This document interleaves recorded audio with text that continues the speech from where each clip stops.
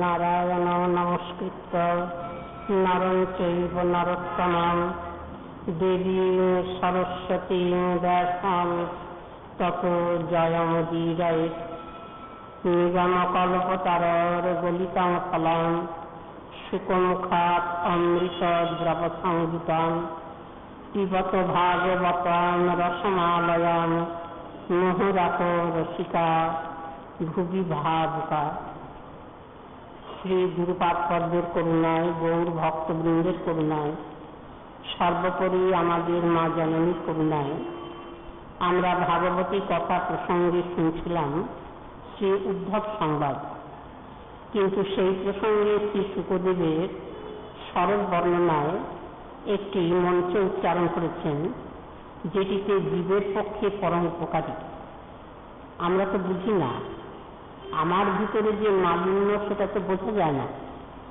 সেইটি যিনি পরিষ্কার করে দিতে পারবেন, দূর করে দিতে পারবেন, তাহলে তার চরণে কৃতজ্ঞতা শুধু নয়, তার মহিমা যদি একটু অল্প করে অনুভব হয় তাহলেও জীবন ধন্য। এই যে অনেকের মত থাকে না যে জ্ঞান মার্গ, যোগ মার্গ এসবও তো আছে, সব ভক্তির পথে। ভাগবত শুধু ভক্তির কথা বলেন যে ভক্তির কথা বলেন মহিমা। ওই যে মহিমায় গুরু কৃষ্ণ এক করি জানো, গুরুস্বরূপের এত গৌরব কেন? বলেন ভগবানের সঙ্গে অভিন্নতায় মহিমা। কারণ কৃষ্ণরুষ্ট হলে গুরু রাখিবারে পারে, আর গুরুরুষ্ট হলে কৃষ্ণ রাখিবারে নারে। মহিমা একও নয়, মহিমায় অনেক বড়। তো এইসব মহিমাতে ভক্তি মহারানীর মহিমায় দেখা গেল কি শুকদেবের বাক্যে শরৎ ঋতুর মতো কাজ। শরৎ ঋতুকে ডাকতে হয় না, আপনা থেকেই আসে। তাতে কি হয়, বর্ষা ঋতুর যত কিছু মালিন্য সব দূর হয়ে যায় আপনা আপনি। তেমনি সাধুগুরু বৈষ্ণবের কৃপায় যদি ভক্তি মহারানী আসেন, তাহলে তাকে কিছু বলতে হবে না, আপনা থেকে স্বচ্ছ হয়ে যাবে। তো এই মহিমায় আমরা শুনছিলাম শেষের পর্যায়ে সন্ন্যাস আশ্রমের যা কিছু মালিন্য দূর করেন কে? বলেন আমার ভক্তি মহারানী। সেই প্রসঙ্গে আমরা সার্বভৌম ভট্টাচার্যের প্রসঙ্গ স্মরণ করেছি। শ্রীমান মহাপ্রভুর করুণায় যখন তাতে ভক্তিরসের সঞ্চার হলো, তখন সম্পূর্ণ পরিবর্তন। যে গৌরকে তিনি স্বয়ং ভগবান বলে স্বীকার করছিলেন না, অংশ অবতার বলো, কলা অবতার বলো, না হয় কোনো মহাপুরুষ বলো, ভক্ত তো বটেই, তাকে স্বয়ং ভগবান বলছো গোপীনাথ।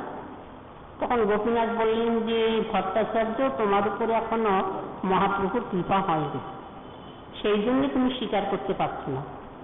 যদি কৃপা হয় তাহলে তোমার মুখেতেই অন্যরকম উচ্চারিত হবে। মহাপ্রভুর কৃপা যবে তোমার প্রতি হবে, এসব সিদ্ধান্ত তখন তুমিও করিবে। কৃপা সাপেক্ষ, এবং কৃপাতে যা দিচ্ছি কি, কৃপা তো ওই যখন হবে বোঝা যাবে না, হঠাৎ পরিবর্তন হয়ে গেল। যেভাবে ধারায় চলছিল তার আমূল পরিবর্তন। এটা একটা ক্ষণের ব্যাপার। সেই ক্ষণের পূজা, এই জন্য রাধারানী বলেছেন না, জীবনে ক্ষণের পূজা। কোন ক্ষণে যে এই কৃপা আসবে কিছু বলা যায় না, শুধু চেয়ে থাকা, শুধু আত্মী ঘরে জানানো। কৃপা মুহূর্তে হয়ে যাবে, বোঝাই যাবে না, কিন্তু তার জন্য আত্মী বহুদিনের। এই আত্মী চোখের জলের দাম ভগবান জান। হতে হতে হতে হতে একদিন পরিপূর্ণ হয়ে গেল, একদিন সফলতা এসে গেল, এটা বোঝাই যায় না। তাই এখানে আমরা শুনছিলাম সরস্বতী পাদের উক্তি। সরস্বতী পাদ কৃষ্ণ মানে গৌর নিন্দা করছেন। নামে মাত্র সন্ন্যাসী মহা ইন্দ্রজালী, কাশীপুরে না বিকাবে তার ভাব কালী। বেদান্ত শ্রবণ করো না যাইও তার পাশ, উচ্ছৃঙ্খল লোক সঙ্গে দুই লোকনাশ। যদিও নিন্দার মতো শোনাচ্ছে, কিন্তু এটা স্তুতি। একে বলা হয় ব্যাজ স্তুতি। ব্যাজ মানে ছল, নিন্দা ছলের স্তুতি বা দুটোই হতে পারে, বিপরীতটাও হতে পারে। স্তুতি ছলে নিন্দা। স্তুতি করছে, মনে হচ্ছে স্তুতি করছে, আসলে নিন্দা। তাকেও ব্যাজস্তুতি বলে। ব্যাজস্তুতি এই অলঙ্কারের মধ্যে একটি। যেমন বাচালং বায়ু সংস্তব্ধম অজ্ঞং পণ্ডিত মানিনম কৃষ্ণং মত্তং সচ্চিত্ত গোপানে চক্ষুরপ্রিয়ম। ইন্দ্র তো দেবরাজ, কৃষ্ণতত্ত্ব বুঝতে পারছেন না। আমরা মনে করি আমরা মানুষ, ক্ষুদ্র প্রাণী, আমরা বোধহয় ভগবানের তত্ত্ব বুঝতে পারি না। দেবতারাই বুঝতে পারছেন না, আবার দেবতাদের রাজা। তো তিনি আবার পরীক্ষা করতে গিয়েছিলেন। তো সেই দেবরাজ ইন্দ্রের কিরকম মোহ, অভিমান বাধা দিচ্ছে, অভিমান বাধা দিচ্ছে। ওই যে তিনজন গিয়েছিলেন না ব্রহ্মকে জানতে, কেন উপনিষদে একটি ঘটনা বলেছেন। অগ্নি, বায়ু আর দেবরাজ ইন্দ্র। অগ্নি গিয়েছেন ব্রহ্মকে জানতে যে হ্যাঁ হ্যাঁ ব্রহ্মকে আমি জেনে আসবো অনায়াসে। তো গিয়েছেন, দেবতাদের মধ্যেই একটা কথাবার্তা হয়েছে যে দেখো ব্রহ্মকে জানা যাবে কি করে। অগ্নি এগিয়ে এসেছেন, অগ্নি তো অগ্রণী, অগ্রণী ভবতি ইতি অগ্নি। তো বললেন যে আমি পারবো, আমি তো সব পুড়িয়ে দিই, আমার অনেক ক্ষমতা। বললেন আমাকে তোমরা পাঠাও, আমি ঠিক ব্রহ্মকে জেনে আসবো। তো ব্রহ্মের কাছে গিয়েছেন, ব্রহ্ম দেখছেন তো অভিমানে ভরা। বললেন তোমার নাম কি, তোমার কি কাজ? বললেন আমার নাম অগ্নি। বললেন যে আর কোনো নাম নেই? বললেন হ্যাঁ আছে। মানুষের দুটো নাম থাকে না, যে ডাক নাম একটা, বাহন নাম একটা। বললেন আর কি নাম তোমার? বললেন জাত বেদা। জাত বেদা অগ্নিকে বলা হয়। বলে তুমি কি কাজ করতে পারো বলো তো, তোমার শক্তিটা কি? বললেন আমি সব পুড়িয়ে দিতে পারি, সব একেবারে ধ্বংস বশীভূত করে দিতে পারি। বলে তাই নাকি? ব্রহ্ম দেখলেন যে তো অভিমান, একটা কুটো দিলেন, একটা তৃণকুটো দিয়ে বললেন যে ও তুমি সব পুড়িয়ে দিতে পারো, তাহলে এটা পুড়িয়ে দাও তো।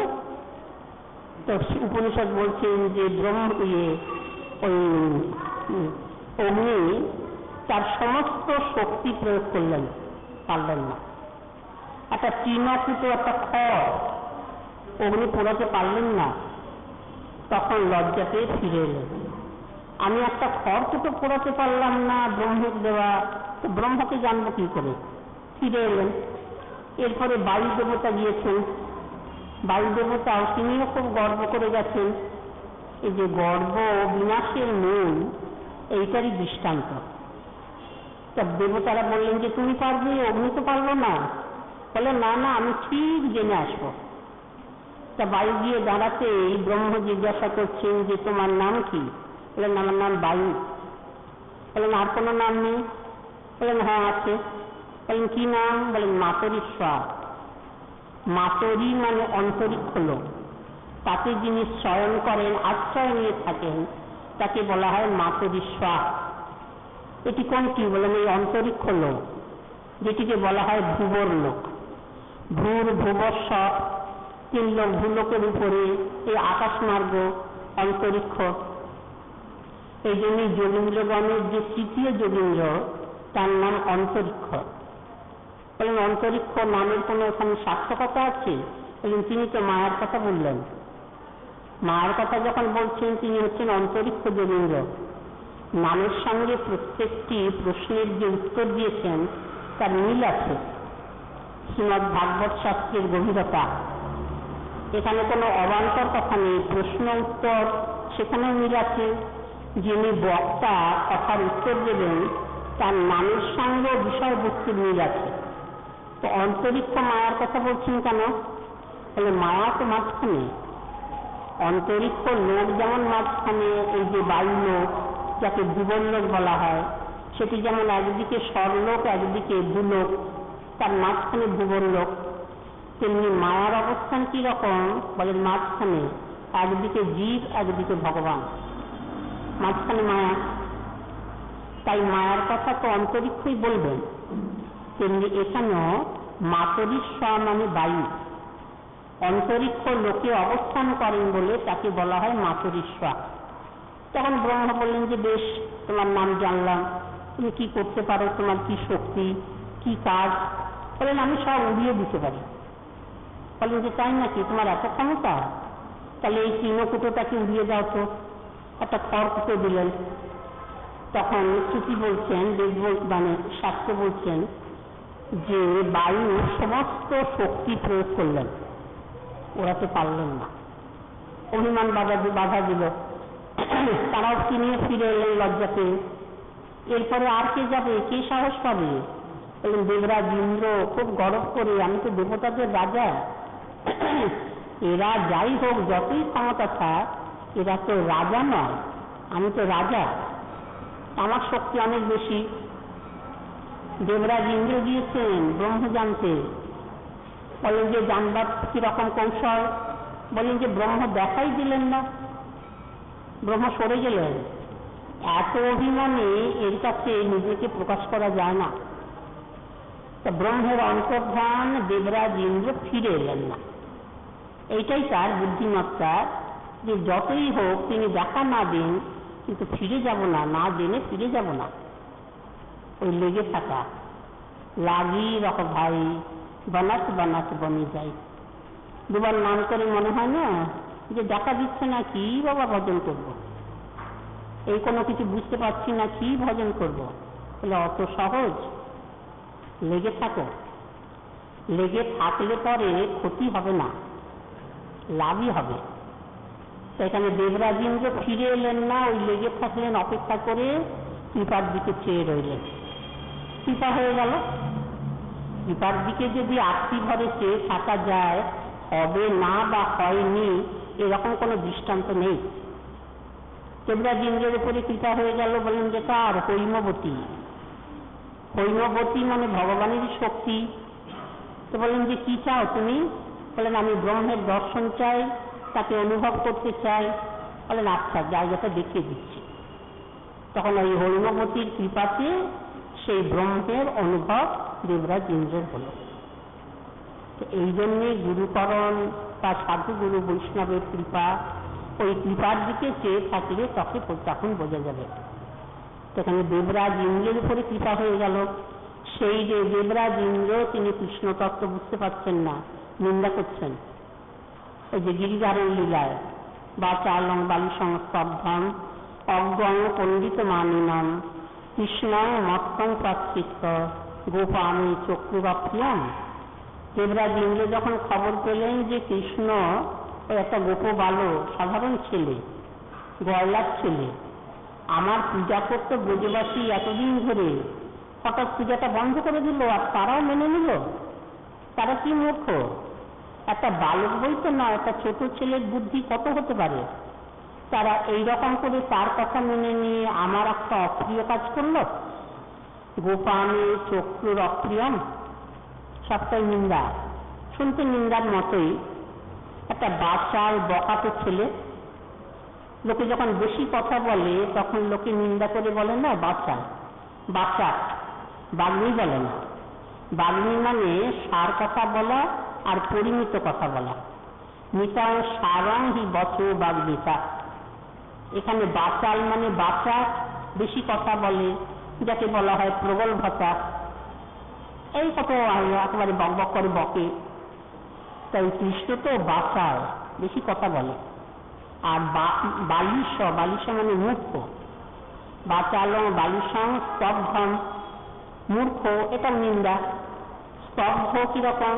বলেন খুব অবিদিত, মাথা নোয়াতে জানে না, মাথা উঁচু করে থাকে, খুব গর্বিত, স্তব্ধ। বলেন যে আর কিরকম? স্তব্ধ অজ্ঞম, অজ্ঞ মানে জ্ঞানহীন, মূর্খই। অথচ নিজেকে পণ্ডিত বলে মনে করে। পণ্ডিত মানিনাম, পণ্ডিত নয়, কিন্তু নিজেকে পণ্ডিত বলে মনে করে। এরকম লোক অনেক আছে, বোঝে না কিছু, কিন্তু মনে করে আমি যা বলি এইটাই ঠিক। তো সেই নিজেকে পণ্ডিত বলে মনে করে। আর সবচেয়ে কৃষ্ণের বড় দোষ কি? মানুষের ছেলে। মানুষের বুদ্ধি কত হবে? দেবরাজ ইন্দ্র তো দেবতা না, দেবতাকে নিজের স্তরে মানুষের থেকে অনেক উপরে রেখেছেন। কৃষ্ণ মত্তং প্রাচ্ছিত গোপামে চক্রুরাপ্রিয়ম, তাহলে সবটাই তো নিন্দা। নিন্দা নয়, সব স্তুতি। স্বামীপাদ এবং চক্রবর্তীপাদ দুজনেই দেবরাজ ইন্দ্রের এই মন্ত্রটিকে স্তুতিপক্ষে ব্যাখ্যা করছেন। যেমন আমরা সরস্বতীপাদের এই যে নিন্দা বাক্য শুনলাম স্তুতিপক্ষে, তেমনি এখানেও বাচাল বলেছেন কৃষ্ণকে। কৃষ্ণ তো বাচাল বটেই, বাক্যের জন্মস্থান তো তার কাছে।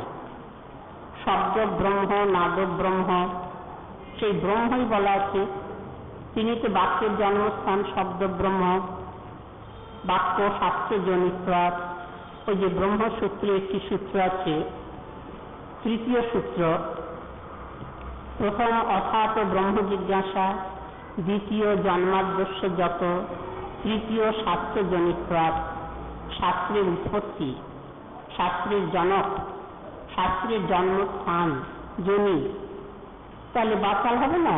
শব্দ কোথা থেকে আসছে? বলেন তার কাছ থেকে আসছে। এই জন্য শব্দ ব্রহ্ম, নাদ ব্রহ্ম। তাহলে এটা পরম স্তুতি। বলেন বালিশ বলেছেন যে, বলেন যে বালিশ মানে মূর্খ নয়, বালিশ মানে নিরভিমান, যার অভিমান নেই। যার অভিমান নেই সে হচ্ছে বালিশ, তাকে বালিশ বলা হয়। যেমন শিশু, শিশুকে কি বালিশ বললে পরে মূর্খ বোঝাবে? শিশুর কি বিদ্যা হবে? বলে নিরভিমান। নিরভিমানতার পরিচয়টা কি?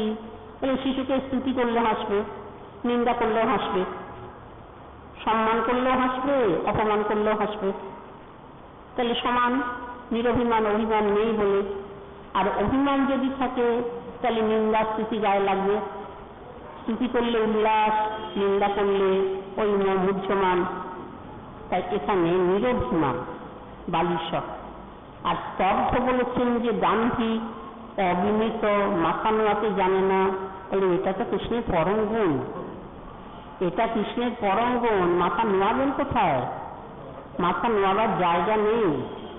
মাথা নোয়াতে হয় উঁচু জায়গায়, কৃষ্ণের থেকে উঁচু কেউ নেই। চক্রবর্তীপাদ টিকায় বলছেন সে তর প্রণম্যা ভাবা। কৃষ্ণের যদি মাথা নত করতে হয় একটাই জায়গা, নিজের চরণ। নিজের চরণে নিজের মাথাটা নত করতে হবে। সেটা তো মানায় না, নিজের চরণে কেউ নিজে প্রণাম করে? তা সে তর প্রণম্যা ভাবা, নিজে ছাড়া আর তার কাছে কেউ প্রণম্য নেই। তাহলে এটা পরম গুণ না, এটা তো পরতত্ত্ব, যেটি ভগবান তত্ত্ব হিসাবে বললেন যে মত্তঃ সর্বং প্রবর্ততে মত্তঃ পরতরং নান্যৎ কিঞ্চিৎ অস্তি ধনঞ্জয়। তাহলে এটা স্তুতি। স্তব্ধ। অজ্ঞ বললেন যে, অজ্ঞ মানে তো জ্ঞানহীন, মূর্খই, যেটা আমরা সাধারণ কথায় বলি অজ্ঞ, কিছু বোঝে না। বললেন তা নয়। চক্রবর্তীপাদ স্বীকার করছেন, স্বামীপাদ স্বীকার করছেন, জানাতি ইতি গ, যে জানে তাকে বলা হয় গ, মানে জ্ঞানী। নাস্তিক গ যস্মাৎ, অজ্ঞ। যার থেকে জ্ঞানী জগতে আর হয় না, তিনি হচ্ছেন অজ্ঞ। পরম স্তুতি। যার থেকে জ্ঞানী জগতে আর হয় না, যাকে জানলে পরে সব জানা হয়ে যায়। শ্রুতি বললেন যস্মিন বিজ্ঞাতে সর্বমিদং বিজ্ঞাতং সৎ। তাহলে এটা তো পরম স্তুতি বটেই, অজ্ঞ। তাহলে পণ্ডিত মানিনাম, পণ্ডিত মানিনাম মানে পণ্ডিত নয়, অপণ্ডিত, নিজেকে পণ্ডিত বলে মনে করে, তাকে বলা হয় পণ্ডিত মানিনা। তো বলেন যে এখানে এটা তো নিন্দা হবে না, এটা স্তুতি। কি অর্থ করলেন? পণ্ডিতৈরপি মাননীয়ম। জগতে যত, যেখানে যত পণ্ডিত আছেন সবাই কৃষ্ণকে মানেন, সবাই কৃষ্ণকে মানেন, পণ্ডিত মানিনাম। তাহলে তিনি কোন স্তরে আছেন? তাহলে সকলের উপরে। আর কৃষ্ণ মত্তপাচিত্ত গোপামি চক্রুরাপ্রিয়ম, মানুষের ছেলে। বলেন এটা তো পরম গুণ। মানুষ নয়, মানুষের মতো দেখতে। ভগবান যদি এই স্বরূপে মানুষের কাছে না আসতেন তাহলে কোনোদিনই জগতে জীব মানুষ ভগবানকে পেত না। এটা তার পরম অনুগ্রহ যে জীবের কাছে, মানুষের কাছে এসেছেন ভগবান মানুষের মতো হয়ে। লীলা মানুষ বিগ্রহ, ক্রীড়া মানুষ রূপী ন, এসব বিশেষণ আছে ভগবানের লীলায়। কাজে সবটাই স্তুতি। এখানেও তাই সরস্বতীপাদের নিন্দা বাক্য মহাজন স্তুতিপক্ষে ব্যাখ্যা করলেন যে নামমাত্র সন্ন্যাসী মহা ইন্দ্রজালী কাশীপুরে না বিকাবে তার ভাবকালী বেদান্ত শ্রবণ করো না যাইও তার পাশ উচ্ছৃঙ্খল লোক সঙ্গে দুই লোক নাশ। তাহলে কাশীপুরে তার ভাবকালী বিকবে না সরস্বতীপাদ বলে দিয়েছেন। তখন ব্রহ্মচারী এসে যখন মহাপ্রভুর কাছে বললেন এই বাক্য, তখন মহাপ্রভু শুনে বলছেন যে কি বললো সরস্বতী, আমার ভাবকালী এখানে বিকবে না, কিন্তু আমি তো সেই বিকবে বলি এসেছিলাম। ভাবকালী বেচিতে আমি আইলাম কাশীপুরে, গ্রাহক নাই না বিকায় লইয়া যাব ঘরে। সোজা কথা, ভাবকালী বিক্রি করতে এখানে ভক্তি দিতেই তো এসেছিলাম কাশী তীর্থে। তা দেওয়ার জায়গাটা যদি না পাই, গ্রাহক যদি না পাই, তাহলে পরে যেখানকার জিনিস সেখানে ফিরিয়ে নিয়ে যাব, এখানে রাখার দরকার নেই। যদি আদরই না হয়, জিনিস যাকে দিতে ইচ্ছা করে দেখতে হবে সে পেলে আদর করে কিনা, তবে দিতে ভালো লাগে। ভালো জিনিস হলেও যাকে তাকে দিতে ইচ্ছা করে না, সেখানে যদি আদর না হয় জিনিসের, তাহলে দিলে মনটা খারাপ হয়ে যায়, সে সেরকম ভাবে নিল না। ভালো জিনিস ভালোভাবে নিতে হবে। যে কোনো জিনিস যে কোনো ভাবে কি নেওয়া যায়, কিন্তু উত্তম জিনিস উত্তম বুদ্ধিতে নিতে হবে, আদর করে নিতে হবে, তা না হলে জিনিসের মর্যাদা থাকলো না। তো সেই জন্যে এখানে মহাপ্রভু বলছেন যে ভাবকালী বেচিতে আমি আইলাম কাশীপুরে। জায়গাটা ভেবেছিলাম ভালো, এখানে গ্রাহক পাবো, এখানে দিতে এসেছিলাম। যদি গ্রাহক না পাই, যদি না পাই সেরকম লোক, তাহলে ভাবকালী বেচিতে আমি আইলাম কাশীপুরে, গ্রাহক নাই। এখানে বলছে যে পাওয়ার মানে বিকবে না, তাহলে গ্রাহক নেই, নেবার লোক নেই। গ্রাহক নাই না বিকায়, যদি দিতেই না পারি লইয়া যাব ঘরে। ভালো জিনিস তো যেখানে সেখানে ফেলে দেওয়া যায় না, যেখানকার জিনিস সেখানে নিয়ে যাব। তাহলে ভাবকালীটা কি বলেন যে ভাবকালী বেচিতে আমি আইলাম কাশীপুরে, গ্রাহক নাই না বিকায় লইয়া যাব ঘরে। কিন্তু আবার কিন্তু কিসে, যে জিনিস এনেছিলাম দিতে সেটা ভারী বস্তু, গুরুভার ভারী জিনিস, কিন্তু ভারী বোঝা আনিয়াছি কেমনে লইয়া যাব, অল্প স্বল্প মূল্য পাইলে কোথায় বিকাইব। ভারী বোঝা যে ভাবকালীটা কি বলেন রাধারানীর প্রেম। রাধারানীর প্রেম দিতে এসেছিলাম, ওটা ভারী বোঝা, গুরু জিনিস। গুরু জিনিস রাধারানীর প্রেম, বলেন হ্যাঁ তাই তো বললেন ভারী বোঝা আনিয়াছি কেমনে লইয়া যাব, অল্প স্বল্প মূল্য পাইলে কোথায় বিকাইব। তা ভারী বোঝা মহাপ্রভু রাধারানীর প্রেমকে বলছেন কেন, এই যে ভাবকালীকে বলেন যে রাধিকার প্রেম গুরু আমি শিষ্য নট, নিত্য আমার নানা নিত্যে নাচাই উদ্ধত। রাধারানীর প্রেমকে গুরু করি তো গোবিন্দের গৌর অবতার। ওই যে শ্রী গোবিন্দ লীলামৃত গ্রন্থে শ্রী কবিরাজ গোস্বামীপাদ রাধা গোবিন্দের অষ্টকালীন লীলা প্রসঙ্গে একটি মন্ত্র বললেন।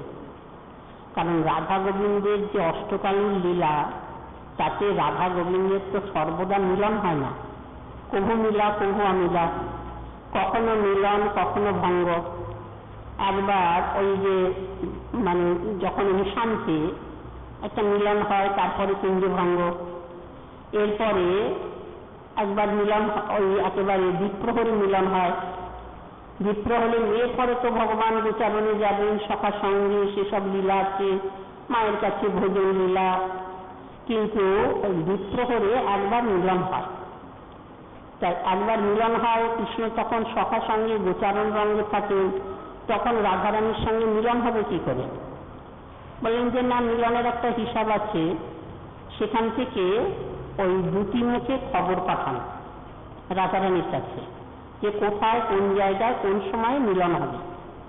সেই দুটি এসে যখন খবর দেয়, তা না হলে কৃষ্ণ গোচারণ রঙ্গে কখন কোথায় থাকেন রাধারানী জানবেন কি করে?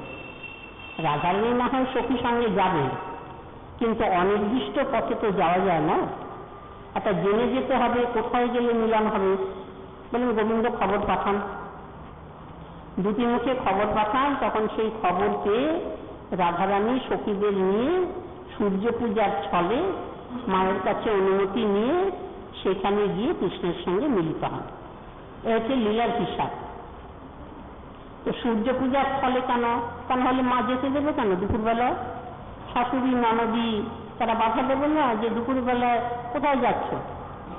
তো বলে না মা সূর্য পূজা করতে যাচ্ছি। সেও আবার ওই যোগমা লীলা শক্তি তিনি এসে মায়ের কাছে অনুমতি নিয়ে গেছেন। সূর্য পূজা করলে ঘরের মঙ্গল। বধূ যদি সূর্য পূজা করে তাহলে ঘরের মঙ্গল, স্বামীর মঙ্গল। তো সেই মঙ্গলের জন্য তারা অনুমতি দিয়েছেন। সেই জন্য দ্বীপ্রহরে মিলন। তো সেই দ্বীপ্রহরে মিলনের জন্য রাধারানী অপেক্ষায় আছে দুটি আসবে। দুটি না আসা পর্যন্ত রাধারানী তো পথে বার হতে পারেন না। তো বসে অপেক্ষায় আছেন, খুব উৎকণ্ঠা।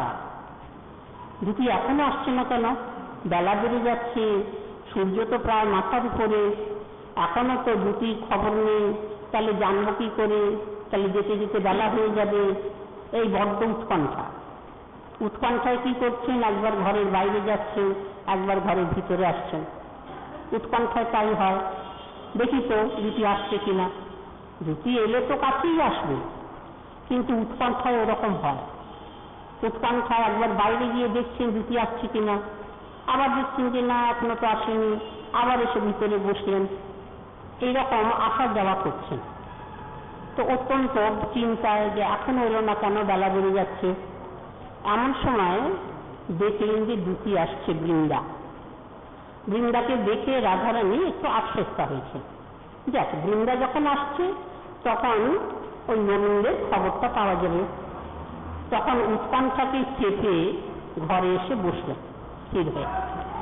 এই যে ধৈর্য গাম্ভীর্যশালিনী রাধারানী, তখন আর ছটফটানি নেই। যাক, বৃন্দা এসে গেছে, দুটি এসে গেছে, এখন তো খবর পাবেন। তা খবর তো পাবেন, তা জিজ্ঞাসা করুন। বলেন যে ধীরে ধীরে জিজ্ঞাসা করবেন, অত আগ্রহ নেই। তা বসেছেন উৎকণ্ঠাকে চেপে, দুটি আস্তে আস্তে কাছে এসেছে, ছোট ছোট প্রশ্ন করছেন। ছোট ছোট রাধারানীর প্রশ্ন খুব সংক্ষিপ্ত, আর বৃন্দার যে জবাব সেটা খুব সংক্ষিপ্ত, ঠিক প্রশ্ন অনুযায়ী। যতটুকু প্রশ্ন ততটুকু উত্তর, একটু বেশি নয় একটু কম না। তো বলছেন যে রাধারানী একই মন্ত্রে কবিরাজ গোস্বামী পাদ ওই রাধারানীর প্রশ্ন আর বৃন্দার জবাব দুটি দিচ্ছেন। কস্মাৎ বৃন্দে প্রিয় সখী হরেক পাদ মূলাৎ পুতো সৌকুন্দারণ্যে কিমিহ কুরুতে নৃত্য শিক্ষাং গুরুত্ব তং তং মুক্তি প্রতিতরুলতাং দিগ দিদিক সুস্ফুরন্তি শৈলু শিব ভ্রমতি পরিত নর্তয়ন্তী সপশ্চাৎ। রাধারানী খুব ছোট্ট সংক্ষিপ্ত প্রশ্ন করেছেন যে কস্মাৎ বৃন্দে প্রিয় সখী, প্রিয় সখী বৃন্দে তুমি কোথা থেকে আসছো? তখন বৃন্দাও ঠিক সেই রকম উত্তর দিয়েছে। কোথা থেকে আসছো? আসছি জানতে চাইছো কিশোরী মণি? হরে পাদমূলাৎ, শ্রী হরির পাদমূল থেকে আসছি, তার মানে হরির কাছ থেকে আসছি। তাহলে উত্তরটা পাওয়া গেল। তখন রাধারানী একটু আশ্বস্ত হলেন, কারণ হরির কাছ থেকে আসছি যখন বৃন্দা বলেছে, তখন বৃন্দার নিশ্চয়ই জানা আছে হরি কোথায়। তবু জিজ্ঞাসা করলেন কুতৌসৌ, তিনি এখন কোথায়? তখন ঠিক প্রশ্ন অনুযায়ী বৃন্দা জবাব দিচ্ছেন কুন্দারণ্যে। কুন্দারণ্যে তিনি কোথায় এখন জানো কিশোরী মণি? তিনি আজ শ্রীকুণ্ড তীরে, রাধাকুণ্ড তীরে গোচারণ গঙ্গে আছেন সখার সঙ্গে। তাহলে জায়গাটা পাওয়া গেল, খোঁজটা পাওয়া গেল। তা না হলে কত জায়গায় গোচারণে যেতে পারেন। কুন্দারণ্যে। এর পরবর্তী প্রশ্ন রাধারানী যে কুন্দারণ্যে শ্রীকুণ্ড তীরে আছেন, কি করছেন? কিমিহ কুরুতে, কিমিহ কুরুতে তিনি এখন কি করছেন এটা জানবার জন্য রাধারানীর আগ্রহ। বৃন্দা অবাক হয়ে গেছে। অবাক হওয়ারই কথা। ঠাকুরানী, তোমার তো এই প্রশ্ন করার কথা নয়। তিনি কি করছেন এই কথা তোমার প্রশ্ন করার কথা? তুমি জানো না তিনি কোথায় গেছেন? রাধাকুণ্ড তীরে তিনি গোচারণ গঙ্গে আছেন সখার সঙ্গে। আবার তিনি কি করছেন গোচারণই তো তার এখন কাজ। তিনি আবার কি করছেন এইরকম প্রশ্ন তুমি করলে কেন? তবে বৃন্দা তো সুচতুরা দুটি, খুব বুদ্ধিমতী। তা তিনি বুঝে নিয়েছেন যে ও রাধারানী কেন এই প্রশ্ন করলেন, বুঝতে পেরেছি। কিমিহ কুরুতে, তাতে করে বৃন্দা কি বুঝলেন যে ও রাধারানীর তো কৃষ্ণ সঙ্গে মিলনের জন্য অত্যন্ত উৎকণ্ঠা। একবার উঠছেন, একবার বসছেন, তারপরে একবার এগিয়ে যাচ্ছেন, একবার পিছিয়ে যাচ্ছেন। তা যার সঙ্গে মিলনের জন্য এই রকমের তার উৎকণ্ঠা, তার অবস্থা কেমন? তার উৎকণ্ঠা আছে রাধারানীর সঙ্গে মিলনের জন্য? এইটাই জানতে চাইছেন রাধারানী। কিমিহ কুরুতে মানে তিনি গোচারণ করছেন না বসে আছেন না ভোজন করছেন তা নয়। আমি তো তার সঙ্গে মিলনের জন্য এরকম উৎকণ্ঠায় আছি, একবার উঠছি, একবার বসছি, একবার এগিয়ে যাচ্ছি, একবার পিছিয়ে আসছি। তার অবস্থাটা কেমন? তখন বৃন্দাটি বুঝে নিয়েছে, বুঝে নিয়ে উত্তরটা দিচ্ছেন। তিনি কি করছেন এটা জানতে চাইছে কিশোরীমণি? তিনি নাচ শিখছেন, নৃত্য শিক্ষান। কিমিহ কুরুতে নৃত্য শিক্ষান, নাচ শিখছেন। বলে নাচ শিখছেন, তিনি গোচারণে গিয়েছেন গোচারণ করতে। গোচারণ যে ভূমি, সেটা কি নাচ শেখার জায়গা নাকি? নৃত্য শিক্ষান, তো সেটা বললেন না রাধারানী।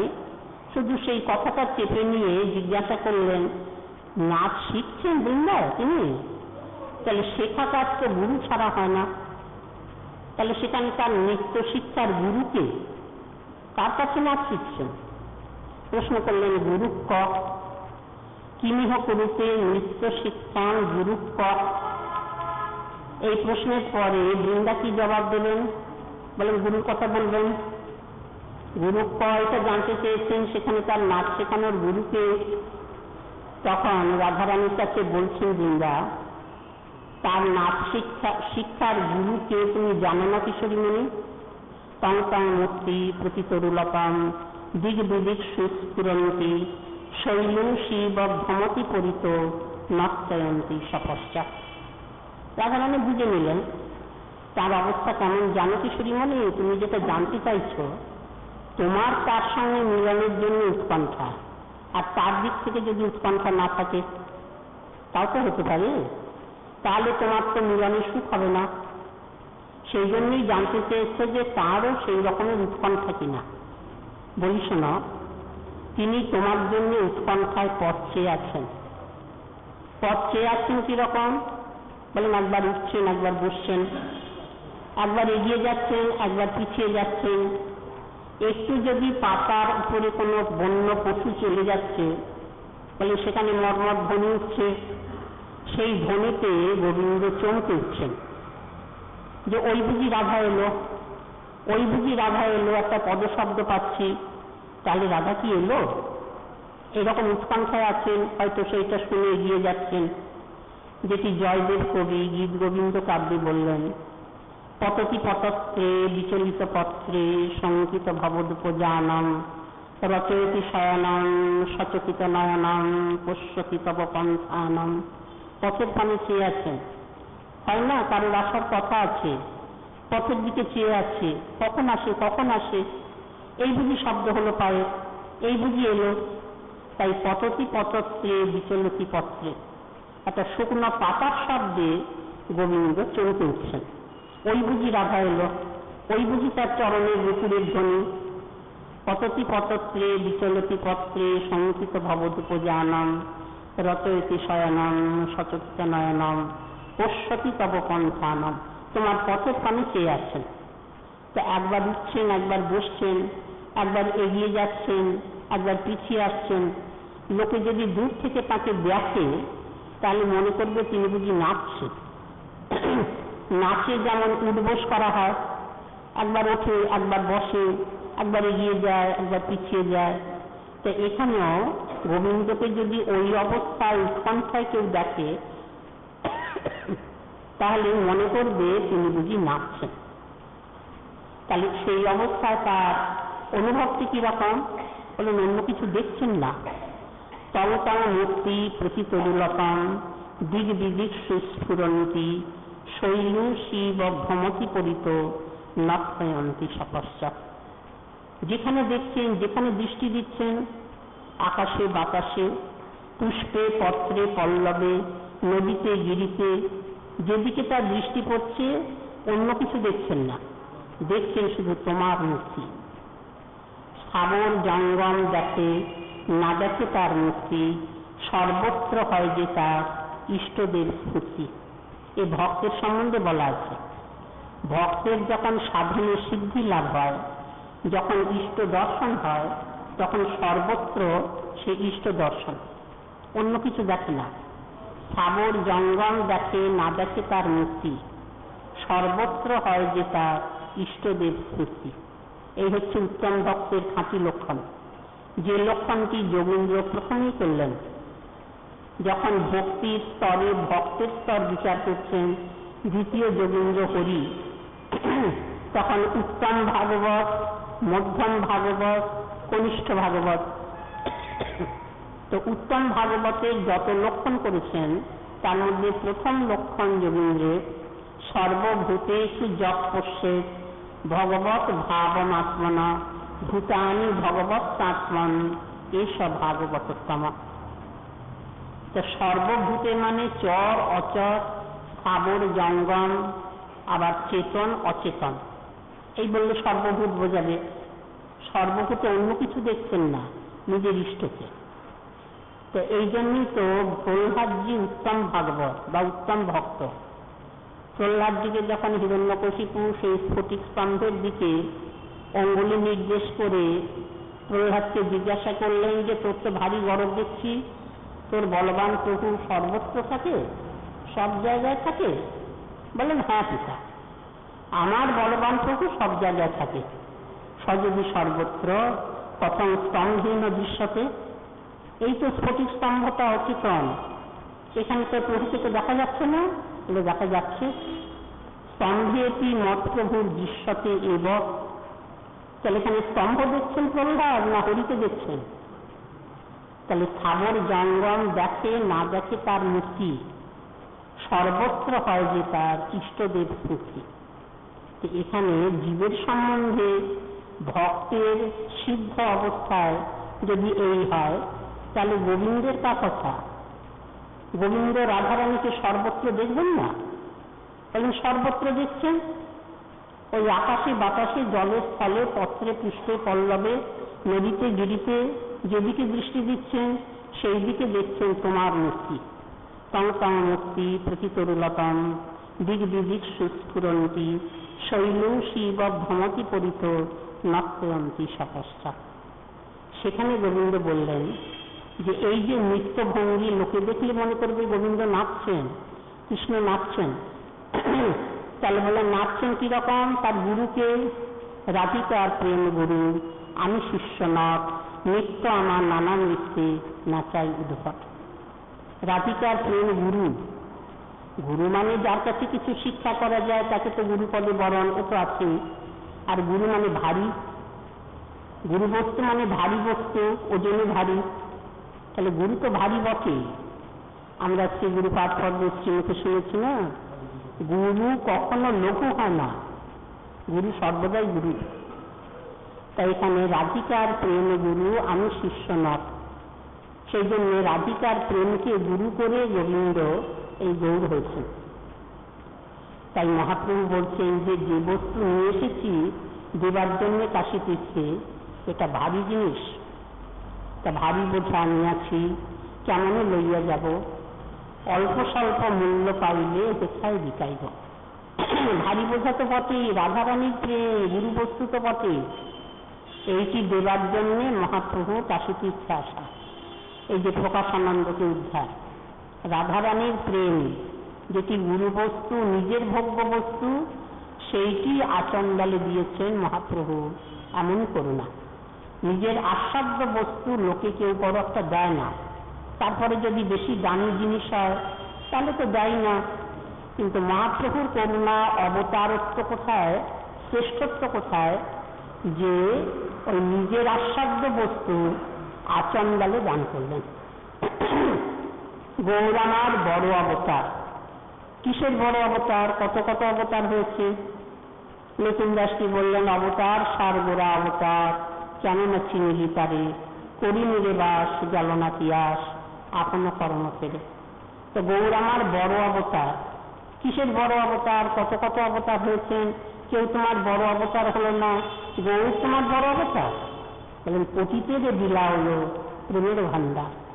এ প্রেম কোন প্রেম? বলে নিজের ভোগ্যবস্তু, নিজের আস্বাদ্য।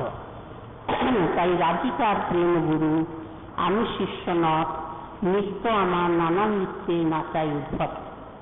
তাই ভারী বোঝা আনিয়াছি, কেমনে লইয়া যাব, অল্প স্বল্প মূল্য পাইলে কোথায় বিকাইব।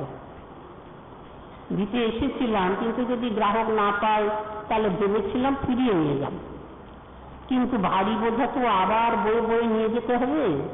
তার থেকে একটা সহজ কাজ আছে, মূল্য হয়তো দেবে না বা অল্প মূল্য দেবে, তাহলে তা দিয়ে যাব। অল্প মূল্য দিলেও দিয়ে যাব, কারণ একটা উপকার কি, ভারী বোঝাটা বয়ে বয়ে নিয়ে যেতে হবে না। এরকম হয়, ওই যে গ্রাম জায়গায় না, অনেক গ্রাম এরকম আছে, খুব মানে একেবারে ভিতর দিকে, আর হাট হয় অনেক দূরে। কোনো কোনো কোনো জায়গার হাট প্রসিদ্ধ, এই যেমন হাসনাবাদ যেতে দেগঙ্গার হাট, যারা দেখেছেন তারা জানেন। দেগঙ্গার হাট খুব বিরাট হাট, দেখলে খুব ভালো লাগে, এমনি হাট দেখতে ভালো লাগে, কিন্তু দেগঙ্গার হাট প্রসিদ্ধ। কত জায়গা থেকে কত জিনিস আসছে, কত স্তূপাকার হয়ে, সে দেখলে খুব মজা লাগে। তাহলে হাটে জিনিস আসে, সারাদিন কেনা বেচা হয়। কেনা বেচা কি সবাই তো বিক্রি করবে? বলেন না, যারা আবার নিয়ে যাচ্ছে বেশি দাম দিয়ে দিয়ে, তারা গিয়ে আবার ছোট ছোট বাজারে বিক্রি করবে, তারা আবার কিনে নিচ্ছে। এরা বিক্রি করছে, তারা আবার কিনে নিচ্ছে, নিয়ে সেইখানে নিয়ে গিয়ে দিচ্ছে। সেখানে হয়তো এসব জিনিস পাওয়া যায় না, হাটে গিয়ে সংগ্রহ করছে। তো এরকম সারাদিন করলো, হাট করলো, করে সন্ধ্যাকালে হাট ভেঙে যায়। সন্ধ্যাকালে রাতের বেলায় খোলা জায়গায় হাট, সেখানে আর আলো কোথায় বাকি, সে লোকে আর থাকতে পারে না। সারাদিন করেছে, করে সন্ধ্যাকালে হাট ভেঙে গেছে, যে যার জিনিস নিয়ে চলে গেল। কিন্তু সবারই সব জিনিস তো বিক্রি হয় না। সারাদিন বিক্রি করেছে, কিন্তু কিছু যদি মাল থেকে যায়, শাক বেগুন মূলো কত রকম আনাজপাতি সবই আসে হাতে, অন্য জিনিসও আসে, কিছু জিনিস থেকে গেছে। তার বাড়ি হয়তো সেই হাট থেকে অনেকটা দূরে। তখন সে মনে করে যে এই জিনিস আবার বয়ে বয়ে সে নিয়ে যাবো অত দূরের পথ, সেই পায়ে হেঁটে তো যেতে হবে, তারপরে ভারী জিনিস। তার থেকে এখানে এখন আর হাটে কেউ কিনবে না, তবে কেউ যদি সে হাটে এসে ওই কিছু জিনিস নিয়ে যায়, হয়তো বলবে যে না আমি অত দাম দিতে পারবো না, কিছু কম দেবো, বলে তা দিক তবে দিয়ে যাবো, অল্প স্বল্প মূল্য পাইলে কোথায় বিকাইব। তো দিয়ে যাব কেন, তাহলে আমার খালি হয়ে গেল, ওই হাতটা মানে খালি হয়ে গেল, মানে খালি হাতে যেতে পারবো বেশ আনন্দ করে, আর অল্প দাম পেলাম বলে তা হোক, কিছু হয়তো ক্ষতি হলো, তার জন্য কিছু আসে যায় না, ভারী বোঝাটা আর বয়ে নিয়ে যেতে হচ্ছে না। তা মহাপ্রভুও তাই বলছেন যে এসেছিলাম বড় আশা করে, কিন্তু যদি অল্প মূল্য দেয় তাও দিয়ে যান, অল্প স্বল্প মূল্য পাইলে হেথায় বিকাইব। তা হেথায় তো বিকিয়েছেন, ওই যে সরস্বতী পাদকে সেই প্রেমভক্তি রাধা প্রেম দিয়ে গেলেন। বলেন অল্প মূল্য কিরকম? বলেন সরস্বতী পাদ পুরো মূল্য দেননি। পুরো মূল্য দেননি মানে শ্রীকৃষ্ণ চৈতন্য পুরো নাম উচ্চারণই করেননি। নাম উচ্চারণ করবেন পুরো সম্পূর্ণ করে, তো বললেন না চৈতন্য চৈতন্য বললেন, বললেন ওটাই অল্প মূল্যই দেওয়া। মহাপ্রভু তবু কৃপা করে গেলেন, অল্প স্বল্প মূল্য পাইলে হেথায় বিকাইব। বললেন কি কৃপা করলেন? সরস্বতী পাদকে মহাপ্রভু কি এমন কৃপা করলেন ওই অল্প নাম উচ্চারণ করায়? বললেন এ কৃপার তুলনা হয় না। পরীক্ষা করেছেন, সরস্বতী পাদকে কৃপা করবার পরেও মহাপ্রভু কিছুদিন কাশীতীর্থে ছিলেন। পরীক্ষা করবেন না, গুরুদেবের যেমন কাজ, গুরুদেব মন্ত্র দীক্ষা দিলেন, সে শিষ্য কি করছে না করছে, ভজনে কিরকম এগুচ্ছে গুরুদেব লক্ষ্য রাখবেন না? গুরুদেবের কি মন্ত্র দেওয়া পর্যন্তই কাজ? তাহলে গুরুদেবকে পালনকর্তা বিষ্ণু বলা হবে কেন? সৃষ্টিকর্তা ব্রহ্মাই বললেন না, গুরু ব্রহ্মা, গুরু বিষ্ণু, গুরুদেব ও মহেশ্বর, তিনটি দেবতার কথা গুরুদেবের সঙ্গে অভিন্নতায় বলা হলো কেন? সব কাজই করেন, ভজন সৃষ্টি করেন ব্রহ্মা, আবার পালনের ভার বিষ্ণুর। সেখানে ভক্তের পথ মানে ভজন যাতে রক্ষা হয়, সেটি সুষ্ঠুভাবে হয়, অগ্রগতি হয়, পুষ্ট হয়, নিচে যেন নেমে না যায়, উপরে যত পারে উঠুক, এদিকেও গুরুদেবের দৃষ্টি থাকে, কৃপা থাকে। আর তারপরে সংহার কর্তা বলেন ওই যত কিছু বাধা আসছে সেগুলোকে সরিয়ে সরিয়ে দেন, এই সংহার কর্তা মহেশ্বর। সুতরাং সরস্বতী পাদকে কৃপা করবার পরে মহাপ্রভুর লক্ষ্য আছে সরস্বতী কিরকম এগুচ্ছে। খবর নিচ্ছেন, প্রথমে শুনলেন সরস্বতী পাদের মনে হচ্ছে আক্ষেপ করে কেউ গৌর ভজল না, জগতে কেউ গৌর নিল না। মহাপ্রভুর সঙ্গে বললেন একটু দেরি আছে, এখনো অভিমান যায়নি। কেউ বলছিল না, আমি ভরছি, এ তো বড় অভিমান না। কেউ কিছু করে না, আমি তো তবু করি। এইটাই তো ভজনর্থ, ওই অনর্থ বলেছেন, ভক্তুর্থ অনর্থ, অনর্থের শেষ পর্যায়ে। সুকৃতর্থ অনর্থ চলে গেছে, দুষ্কৃতর্থ অনর্থ চলে গেছে, অপরাধর্থ অনর্থ চলে গেছে, ভক্তুর্থ অনর্থ যায়নি, ওতে আটকে গেল। আর কোনো অপরাধও নেই, পাপ পুণ্য সব বিসর্জন দিয়েছে, শুদ্ধ হয়ে ভজন করছে। কিন্তু ওই যে একটুখানি ভজন করি আমি, এই অভিমানটা রয়েছে, ওটা হচ্ছে ভক্তুর্থ অনর্থ, এটা যায় না কিছুতে, এটা বাধা দিচ্ছে। তাই সরস্বতী পাদের মনে হচ্ছে কেউ তো গৌর ভজল না, আমি তো গৌর নাম করি। তখন মহাপ্রভু শুনে বললেন দেরি আছে তো, এখনো তো শুদ্ধ হয়নি, এখনো কিছু মালিন্য থেকে গেল। পরে আবার খবর নিচ্ছেন যে দেখো তো সরস্বতীর ভজন কেমন। সে এসে বলছে যে প্রভু এবারে দেখলাম যে না। বলছেন হ্যাঁ, কেউ কেউ গৌর হচ্ছে। বললেন হ্যাঁ, কিছু দূর এগিয়েছে। আবার কিছুদিন যায়, আবার মহাপ্রভুর গরজ কত, গুরুদেবের গরজ। শিষ্য ভজলে গুরুদেবের মানে মানে না ভজলে যেন গুরুদেবের দায়, যেন কত দায়ে থেকেছে। বাজ মহারাজের শ্রীমুখের উক্তি, যেন কত দায়ে থেকেছে। প্রেম কলিজীবকে না দিলেই নয়, যেন কত দায়ে থেকেছে। সেই গুরুদেবেরও দায়, একবার ভগবানের নাম করুক, একবার গৌর বলুক, একবার গোবিন্দ বলুক। তো সরস্বতী পাদ এবারে কি বলছেন, আবার লোক পাঠিয়েছেন। সরস্বতী পাদের উক্তি শুনে তার খুব ভালো লেগেছে। তো এসে মহাপ্রভুর কাছে বলছে যে প্রভু এবারে সরস্বতী পাদের সম্পূর্ণ পরিবর্তন। বলেন কেন, কি বলছে? তখন সরস্বতী পাদ বলছেন যে বিশ্বং গৌর রসে মগ্নম বঞ্চিতস্মি বঞ্চিতস্মি বঞ্চিতস্মি ন সংশয়। জগতে সবাই গৌর ভজল, সবাই গৌর রসে ডুবে গেল, সবাই গৌর রসে মজে গেল, শুধু আমি বঞ্চিত হলাম, আমি পেলাম না। ওই যে মধুপানে মস্ত নবীন মাথায় না পায় কিছুটা, সেই কমল মধুপানে সবাই মস্ত হলো, সবাই মেতে গেল, আমি এক বিন্দু পেলাম না। বাজ মহারাজ এই আস্বাদনটি নিয়েছেন না, জগৎ ভেসে গেল, ডুবে গেল, আমি রইলাম বাকিরে, প্রেম পেতে রইলাম বাকি, শ্রীগুরু বৈষ্ণবে গিয়ে ফাঁকি, প্রেম পেতে রইলাম বাকি। তাহলে এই যে আজকে আমার হলো না, আমার হলো না, সবাই পেল, এইটাই ভজনের ফল, এইটাই ভজনের চরম অবস্থা। তো সরস্বতী পাদ পেয়েছেন, বলেন আরো আছে, এ তো আছে এই ভক্তের ক্ষতি হয় যে আমার ভাগ্যে হলো না। কিন্তু সরস্বতী পাদের শ্রীমুখের উক্তি কি, তার একখানি গ্রন্থ শ্রী চৈতন্য চন্দ্রামৃত। সরস্বতী পাদের তিনি প্রবোধানন্দ সরস্বতী পাদ হলেন।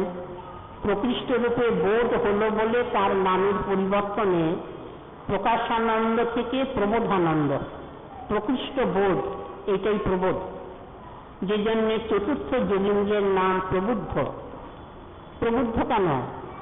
বলেন যে মায়া তরণের উপায়টা বলছেন। এইটাই তো জীবের জানবার কথা। এই মায়ার সংসারে পড়ে পড়ে লাথি খাচ্ছি, এই মায়াকে কি করে পার হওয়া যায় সেটা বললেন কে? বলেন প্রবুদ্ধ। প্রবুদ্ধ তার নিজের যদি বোধ না থাকে তাহলে তিনি বলবেন কি করে? তাই এই যে প্রবোধানন্দ সরস্বতী পাদ প্রকৃষ্ট রূপে বোধ হয়ে গেল, এ বোধ দিলেন কে? বলেন মহাপ্রভুর করুণা। তো সেই করুণাতে তিনি সর্বোত্তম বস্তু পেয়েছেন। তার দৃষ্টান্ত শ্রী চৈতন্য চন্দ্রোদয় চন্দ্রামৃত গ্রন্থে তার একটি মন্ত্র আছে, অপ্পগণ্যং মহাপুণ্যং অনন্য শরণং হরে অনুপাসিত চৈতন্যং অধন্যং মন্নতি মতি। এই সরস্বতী পাদের শেষ উক্তি। গৌর করুণা যে তাকে ডুবিয়ে গিয়েছে একেবারে অতলে, সেইটারই দৃষ্টান্ত, অনুভবের বাক্য। যদি কেউ অগণিত মহামহা পুণ্য করে, অপ্পগণ্য মহাপুণ্যম অনন্য শরণম হরে, অগণিত মানে অসংখ্য পুণ্য কেউ যদি করে তাহলে তার তো অনেক দাম। তাহলে শুধু তাই নয়, অনন্য শরণম হরে, হরি পাদপদ্মে কৃষ্ণ পাদপদ্মে অনন্যভাবে সব বাদ দিয়ে শরণাগতি নিয়েছে। যেটি ভগবান গীতা বাক্যে শেষ উপদেশ করলেন যে অর্জুন সর্বধর্মান পরিত্যজ্য মামেকং শরণং ব্রজ, তাহলে সেটাও করেছে। অনন্যভাবে কৃষ্ণ পাদপদ্মে হরিপাদ পদ্মে শরণাগতি নিয়েছে। বলেন ভালো কথা, এ তো চরম অবস্থা। কিন্তু বলেন আবার কিন্তু কিসে? সে গৌর ভজে না, অনুপাসিত চৈতন্যম, গৌর উপাসনা করে না, গৌর চরণে শরণাগতি নেয়নি, গৌর নাম করে না। বলেন যে তাকে তুমি কি বলছো সরস্বতী পাদ? বলেন তার মতি মানে বুদ্ধি ধন্য হল না, অধন্য হয়ে রইল। অধন্যং মন্নতি মতি, অনুপাসিত চৈতন্যম অধন্যং মন্নতি মতি। তার মতি মানে বুদ্ধি ধন্য হল না। তাহলে সে কি? সে অনন্যভাবে কৃষ্ণপাদ পদ্মে শরণাগতি নিয়েছে, গীতা বাক্যের শেষ উপদেশ, আর তাছাড়া মহামহা পুণ্য করেছে। সে তো প্রাকৃত জগতের সব পেয়েই গেছে, সেটাকে চায় না, লক্ষ্য করে না। কৃষ্ণপাদ পদ্মে শরণাগতি নিয়েছে, সে তোমার গৌর ভজলো আর না ভজলো, তাহলে তার মতি মানে বুদ্ধি ধন্য হলো না, এ কথা তুমি কি করে বলো? তাহলে পাওনা দেখে, পাওনা দেখে মহামহা পুণ্য করে যে ফল পেয়েছে তার তো কোনো দামই নেই। সে তো প্রাকৃত জগতের সম্পদ, 14 ভুবনের ঐশ্বর্য, ও তো মুহূর্তে শেষ হয়ে যাবে। হিরণ্যকশিপু 13টা ভুবনের অধিপতি, মুহূর্তে শেষ হয়ে গেল না? তাই তো প্রহ্লাদ কোনো বর চাননি। কি বর তোমার কাছে চাইব প্রভু? দেখলাম তো চোখের সামনে যে 13টা ভুবন জয় করে বসে আছে, কত ঐশ্বর্যতা, কত সম্পদ, মুহূর্তে শেষ হয়ে গেল। তোমার কাছে কি চাইব? তাহলে এই যে মহামহা পুণ্য করেছে, এর যে ফল, ওটার তো কোনো গণনা নেই। বলে তা না থাক, অনন্য চিত্তে গোবিন্দ পাদ পদ্মে হরিপাদ পদ্মে শরণাগতি নিয়েছে, তার তো দাম আছে। বলেন হ্যাঁ আছে। তাহলে সে তোমার গৌর যদি নাই ভজে, তাহলে তার মতি ধন্য হলো না, এই কথা বলছো কেন? বলেন পাওনা দেখে বলছি, হরিপাদ পদ্মে শরণাগতি নিয়ে যা পাবে সেটা কত দূর? বলেন খুব বেশি হলে মুক্তি, খুব বেশি যদি হয় তাও হয় না, যে যা চাইছে ভগবান তাই দিচ্ছেন। মুক্তি যদি কেউ চায়, বলেন না মুক্তিও দেন, তিনি মুক্তির দাতা, তাহলে মুক্তির বেশি তো দিতে পারছেন না। এই যে প্রেমলক্ষণা ভক্তি তো কৃষ্ণ দেন না, এটা শ্রীমদ্ ভাগবত শাস্ত্রের ঘোষণা, শুকদেবের ঘোষণা।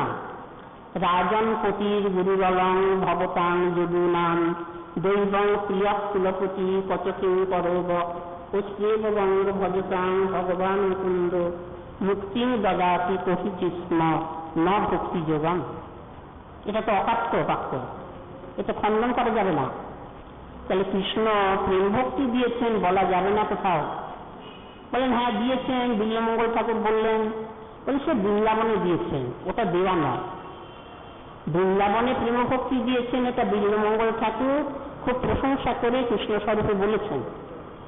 সন্ত অবতারা বহব পঙ্কজনা অবশ্য সর্বত ভদ্রা কৃষ্ণাদ অন্যক্য বা লতাস্বতী প্রেমদ ভবতী। কৃষ্ণ ছাড়া কোন ভগবানকে আমরা দেখতে যাব? তিনি লতাকে পর্যন্ত প্রেম দিয়েছেন। কৃষ্ণ মহিমায় বললেন লীলাসুখ, কিন্তু কথাটা একটু বিচার করে নিতে হবে তো। বৃন্দাবন তো তার নিজের ঘর, সেখানে দিলেন আর না দিলেন আর দেবার দরকারও হয় না। সেখানে সবারই প্রেম আছে, আলাদা করে দিতে হবে না। আর যদি বা দিয়ে থাকেন সে দানের গৌরব নেই। ঘরের গৃহিণীকে দিচ্ছেন শাড়ি গয়না, সে কর্তার খুব প্রশংসা? বলে না না, ঘরে দান আবার দান নাকি? ঘরে দান করলে সেটা দানের পর্যায়ে পড়ে? তা পড়ে না। দিন দুঃখী কাঙালি তাদের দিলে পরে তবে না দান, সে দান কৃষ্ণ স্বরূপে হয়নি। কাজে এই দানের কোনো মহিমা নেই, এ দান জীব পায়নি, প্রেমভক্তি কৃষ্ণের কাছে কেউ পায়নি। বলেন যে তাহলে পরে তোমার গৌর ভজলে বলেন অনায়াসে পাবে। আনপ্রেম শ্রী চৈতন্য দিলা যথা কথা জগাই মাথায় পর্যন্ত অন্যের তা কথা। নিজের পরিকর দিয়ে তো দৃষ্টান্ত রাখেন। কাজেই পাওনা যদি পেতে হয় সবচেয়ে বেশি পাবো, পরিশ্রম করছি, কৃষ্ণ ভজনে পরিশ্রম আছে, গৌর ভজনে একেবারে নেই তা নয়, ভজন করতে গেলে কিছু পরিশ্রম থাকবে। তাহলে পাওনা দেখবো না? লোকে বলে না যে সেই 8 ঘন্টা খাটবো, তার পাওনা যদি এত হয় আমি তার থেকে কম নেবো কেন? কৃষ্ণ ভজনে যে পরিশ্রম তাতে যে পাওনা, আর গৌর ভজনে পরিশ্রম বলে মনে করে না, হাসে কাঁদে নাচে যায়, কিন্তু পাওনাটা তো দেখতে হবে অনেক বেশি। কাজেই যারা কৃষ্ণ ভজন করে সর্বতভাবে শরণাগতি নিয়েছে, সে যদি গৌর না ভজে আমার, তাহলে তার মতি ধন্য হলো না, এটা বলতে আপত্তি নেই। অত্যগণ্যং মহাপুণ্যম অনন্য শরণং হরে অনুপাসিত চৈতন্যম অধন্যং মন্যতে মতি। এই সরস্বতী পাঠকে কৃপা মহাপ্রভু সমস্ত মালিন্য ধুয়ে মুছে পরিষ্কার করে, শরৎ ঋতু যেমন ওই যে জলের সমস্ত ঘোলাটে অবস্থাটাকে দূর করে তাকে স্বচ্ছ সুন্দর করে নিজের স্বরূপে ফিরিয়ে আনে, এইটাই হচ্ছে মালিন্য দূর করার নিয়ম। সব ফিরে মানে বাদ দিয়ে নিজের স্বরূপানুভূতি। এখানে মহাপ্রভু তিনিও এই যে সরস্বতী পাত্র সন্ন্যাসী, তার ভিতরেও মালিন্য, ওই যে অহংবোধ আমি ব্রহ্ম, এই যে অহং ব্রহ্মাস্মি, তার সেই মালিন্যটিকে দূর করে নিজের স্বরূপে ফিরিয়ে এনে দাস প্রভু এই সম্বন্ধ দিয়ে, জীব নিত্য কৃষ্ণদাস এই স্বরূপানুভূতি দিয়ে তাকে স্বচ্ছ সুন্দর করে দিলেন। অপাংমলম বন্যাভ্রম ভূতসাবল্লম ভুবপ্রঙ্কং অপাংমলম শরজ্জহারাশ্রমিনাং কৃষ্ণের ভক্তির যথাসহ। শ্রী গুরুপাদ পদ্মের করুণায়, গৌর ভক্তবৃন্দের করুণায় আমাদের এই যে ভক্তির মহিমা উদ্ধবজির কাছে ভগবান বলছেন, তার একটি দৃষ্টান্ত। শ্রী গুরুপাদ পদ্মের করুণা হলে, গৌর ভক্তবৃন্দের কৃপা হলে, আবার আমরা পরবর্তীকালে 30 তারিখে একদিনের জন্য একটু কথা প্রসঙ্গ আছেন। তাছাড়া এখানে তো নিত্য কথাই। তারপরে মায়ের পূজার সময় তার আগে থেকে শ্রীপাঠ আছেন, ভাগবতী কথা প্রসঙ্গ কিছুদিন। মা মনসা দেবীর পূজার প্রসঙ্গ, পূজার সময়তে সেই উৎসবের আগে 4ই আগস্ট থেকে পরে পরে আছে। আপনারা ভক্তবৃন্দ কৃপা করবেন। সকলের শ্রীচরণে আমার অকুণ্ঠ মত প্রণাম। মায়ের শ্রীচরণে মা জননী কৃপা করুন। জয় শ্রীদেবী।